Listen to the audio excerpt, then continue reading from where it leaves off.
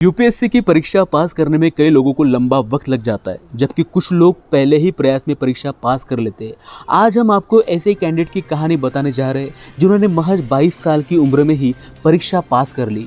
प्रदीप सिंह साल 2018 में 93 रैंक के साथ यूपीएससी की परीक्षा पास कर अपने घर वालों का नाम रोशन कर दिया। प्रदीप बेहद साधारण परिवार से आते हैं। उनके पिता पेट्रोल पंप पर जॉब किया करते थे।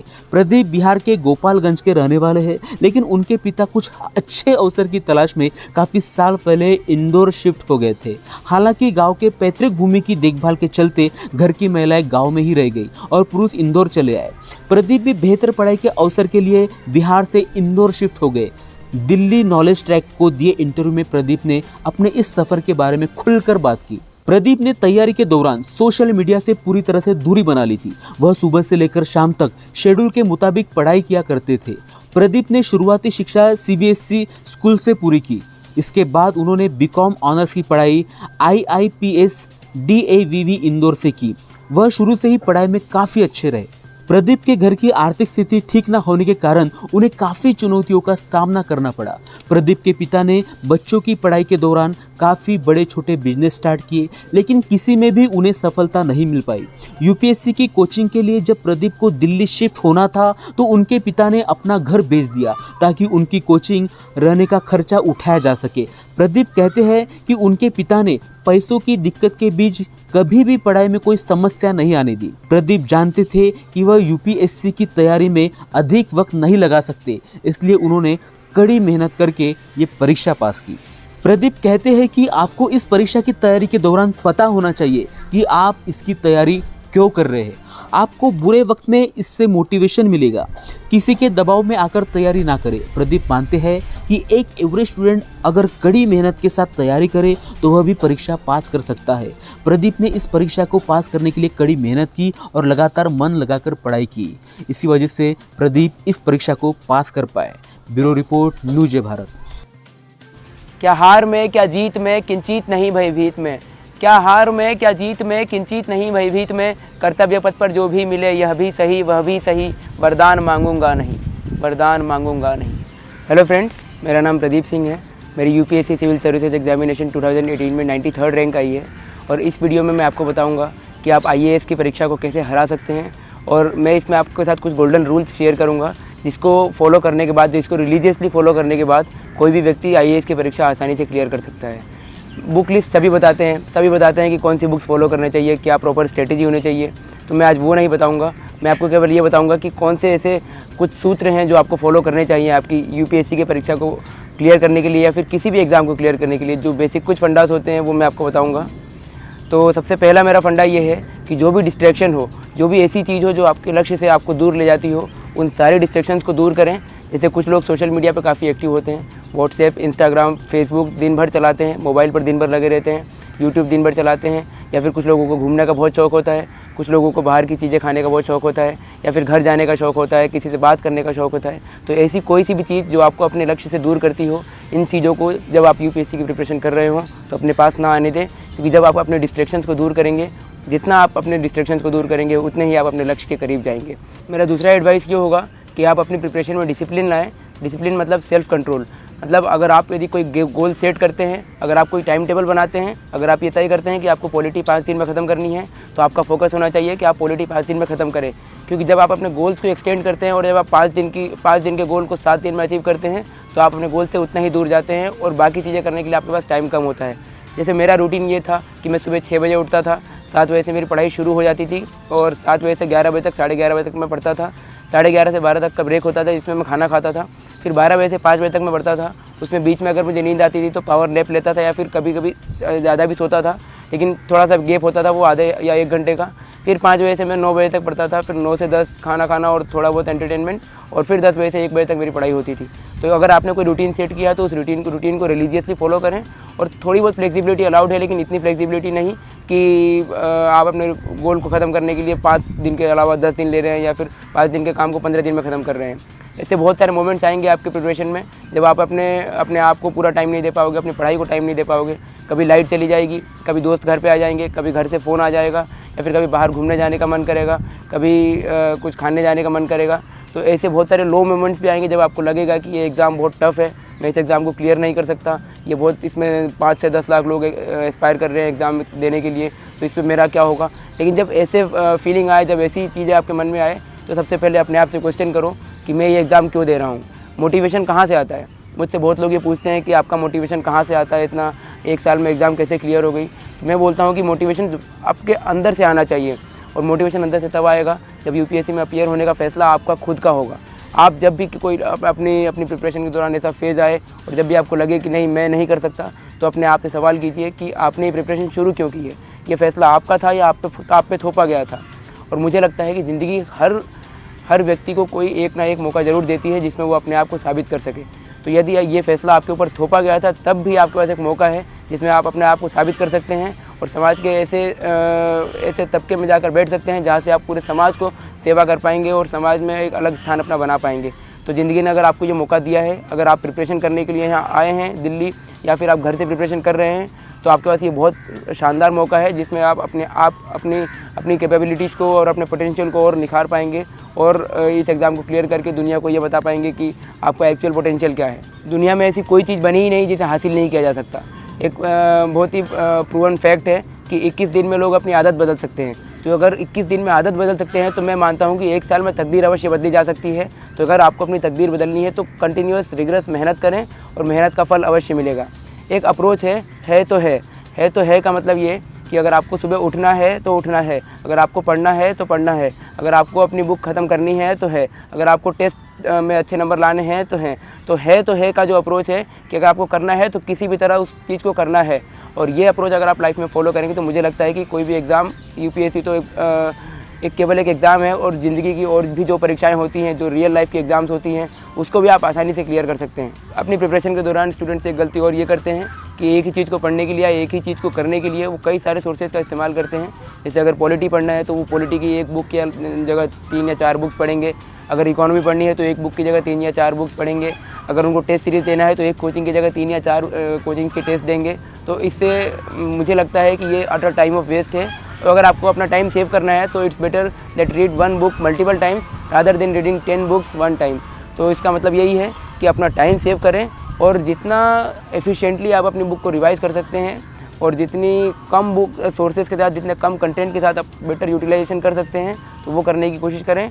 अगर आप एक ही बुक से आपके अंदर ये कॉन्फिडेंस आता है कि हाँ ये टॉपिक मैंने अच्छे से कवर कर लिया है और इस टॉपिक पे मैं कुछ भी लिख सकता हूँ या इस टॉपिक का कोई भी क्वेश्चन मैं आंसर कर सकता हूँ, तो दूसरी कोई बुक पढ़ने की आवश्यकता नहीं है। और यूपीएससी की डिमांड ये नहीं है कि आप बहुत सारा आपके पास कंटेंट हो, बहुत सारा नॉलेज हो, क्योंकि वो ऑलरेडी बहुत सारे लोगों के पास है। लेकिन मैंने अधिकतर ये देखा है कि जिन लोगों के पास बहुत सारा नॉलेज होता है वो इस एग्ज़ाम को क्लियर नहीं कर पाते हैं, क्योंकि लेस इज़ मोर हियर। जितना कम आपके पास नॉलेज है उतना ज़्यादा आपके लिए बेनिफिशियल है। नॉलेज सारी सब्जेक्ट्स का होना चाहिए, उसके लिए आप सिलेबस और प्रीवियस ईयर पेपर्स देखें और जितना भी जैसे भी क्वेश्चन पूछे गए हैं, जिस टॉपिक से जैसे क्वेश्चन पूछे गए हैं वैसा एनालाइज करें आप और अपने प्रिपरेशन में ये चीज़ लाने की कोशिश करें कि कम से कम सोर्सेज पर रिलाई करें और उन सोर्सेज का बार बार रिवीजन करें, ताकि जो भी सोर्सेज आप पढ़े हैं उसका वो पूरी आपको कंठस्थ हो और आपको एकदम मगअप होना चाहिए वो सारी चीज़ें।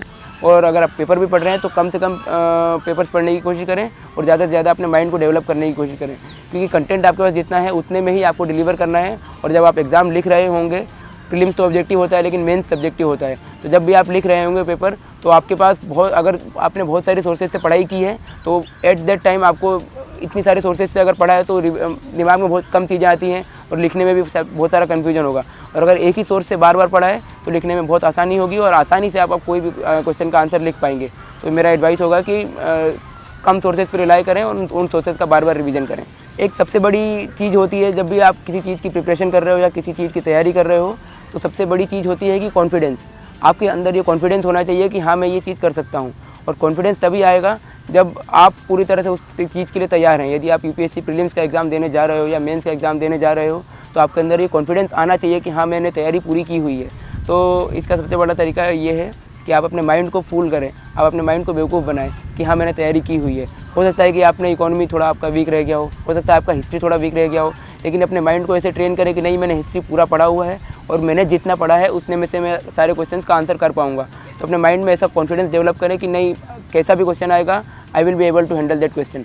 तो जब ये कॉन्फिडेंस आपके अंदर आएगा तो कैसा भी पेपर हो तो अगर आप तुक्के भी मारेंगे तो आपके तुक्के भी सही जाएंगे, क्योंकि आपके अंदर कॉन्फिडेंस होगा और जितना कम नॉलेज होगा उस कम नॉलेज पे भी आप अपने आप को ज़्यादा डिलीवर कर पाएंगे। एक बहुत ही फेमस लाइन है जो मैंने सुनी थी कहीं कि मंजिल तो मिल ही जाएगी भटकते ही सही, गुमराह तो वो हैं जो घर से निकले ही नहीं।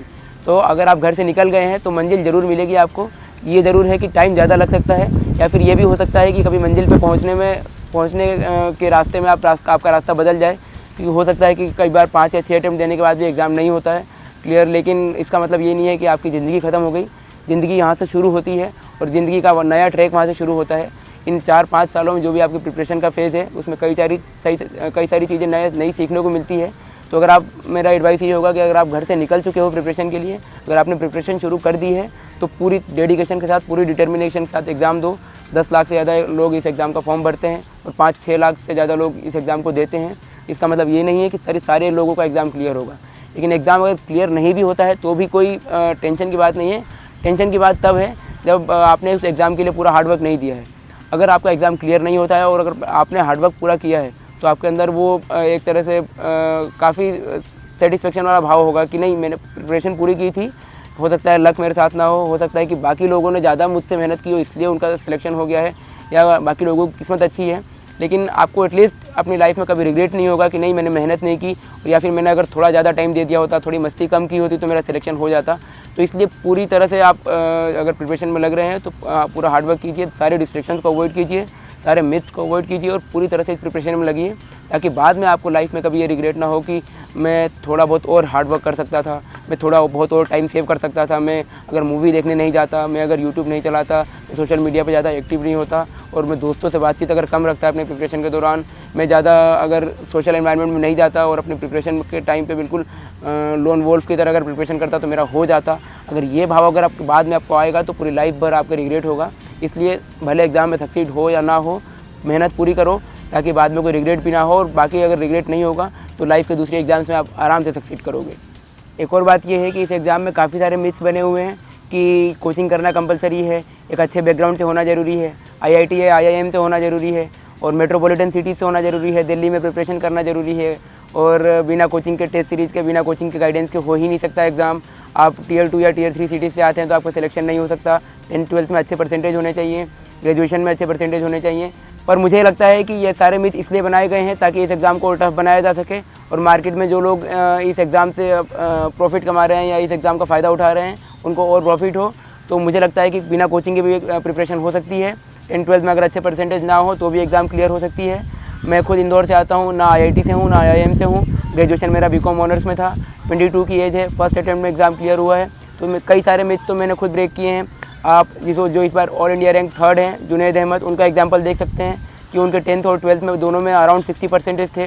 तो 60% यानी एक एवरेज स्टूडेंट, और यदि एक एवरेज स्टूडेंट का भी एग्ज़ाम क्लियर हो रहा है तो आप उनसे प्रेरणा ले सकते हो कि आप भी इस एग्ज़ाम को आसानी से क्लियर कर सकते हो।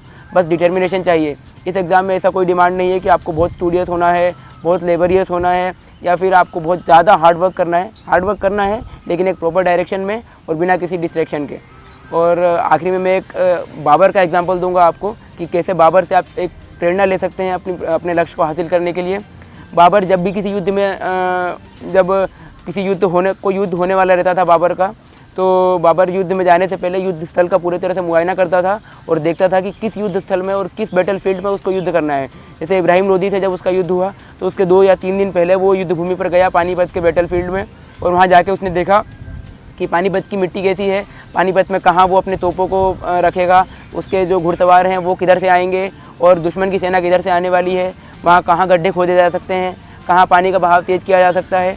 तो और जब राणा संगा से भी बैटल हुआ तो राणा संगा की सेना जब 1.5 या 2 लाख की राणा संगा की सेना थी और बाबर के पास केवल 30 या 40 हज़ार सैनिक थे, लेकिन बाबर का हौसला इतना मजबूत था कि उसे पता था कि वो इस युद्ध को आराम से जीत सकता है अगर वो बैटल फील्ड में जाके देखे और अपनी बैटल फील्ड में अपनी मजबूत पोजीशन बनाए। तो वो बैटल फील्ड में गया, उसने देखा कि कहाँ से राणा संगा पर सबसे ज़्यादा आक्रामक रूप से हमला हो सकता है। तो मेरा इसका सबसे बड़ा कहने का मतलब यही है कि यूपीएससी को एक बैटल फील्ड की तरह लें, और जब भी आप यूपीएससी की प्रिपरेशन शुरू कर रहे हैं तो उससे पहले बैटल फील्ड यानी यूपीएससी के सिलेबस को देखें, बैटल फील्ड यानी यूपीएससी के प्रीवियस ईयर पेपर्स को देखें और देखें कि किस युद्ध में आप उतरने जा रहे हैं, किस युद्ध का आप सामना करने जा रहे हो, और इस युद्ध को जीतना है तो आपकी पोजीशन क्या होनी चाहिए। यूपीएससी आपका दुश्मन है तो यूपीएससी की पोजीशन कहाँ है, और आपका कौन से पोजीशन से यूपीएससी पे सबसे आक्रामक रूप से अटैक हो सकता है। और दूसरी चीज़ बाबर की एक और सीखने लायक ये है कि बाबर जब भी कोई चीज़ करने जाता था तो अपनी सारी सबसे प्रिय चीज़ों को, सबसे फेवरेट चीज़ों को छोड़ देता था। और मुग़ल सम्राट भी इन काफ़ी ऐसी चीज़ों के लिए फेमस है कि उन्हें काफ़ी चीज़ का वो लोग नशा करते थे। तो लेकिन जब बाबर का युद्ध राणा संगा से होने वाला था तो बाबर ने सारी उन चीज़ों का त्याग कर दिया जो उसे उसके लक्ष्य से दूर ले जाती हो। जैसे उसने शराब का सेवन करना बंद कर दिया, उसने मदिरा पान करना बंद कर दिया, नृत्य देखना बंद कर दिया, और जितने भी अलग अलग एंटरटेनमेंट के साधन थे वो सारे उसने दूर कर लिए। और जब तक युद्ध उसने नहीं जीता तब तक इन सारी चीज़ों को हाथ तक नहीं लगाया। तो मेरा आपसे यही सबसे बड़ा एक मैसेज होगा कि जब भी आप यूपीएससी की प्रिपरेशन शुरू करें तो अपनी उन सारी चीज़ों को दूर कर लें, उन सारे डिस्ट्रैक्शंस को दूर कर लें जो आपको अपने लक्ष्य से दूर ले जाती हैं। और लास्ट में मैं एक मैसेज देना चाहूँगा, एक कविता जो मुझे बहुत प्रेरित करती है और मुझे लगता है आपको भी प्रेरित करेगी। जब नाव जल में छोड़ दी तूफ़ान में ही मोड़ दी, जब नाव जल में छोड़ दी तूफ़ान में ही मोड़ दी, दे दी चुनौती सिंधु को फिर धार क्या मझधार क्या मृत्यु को वरदान ही मरना लिया जब ठान ही, फिर जीत क्या फिर हार क्या। छोड़ सुख की कामना आरंभ कर दी साधना, जब छोड़ सुख की कामना आरंभ कर दी साधना, संघर्ष पथ पर बढ़ चले फिर फूल क्या अंगार क्या।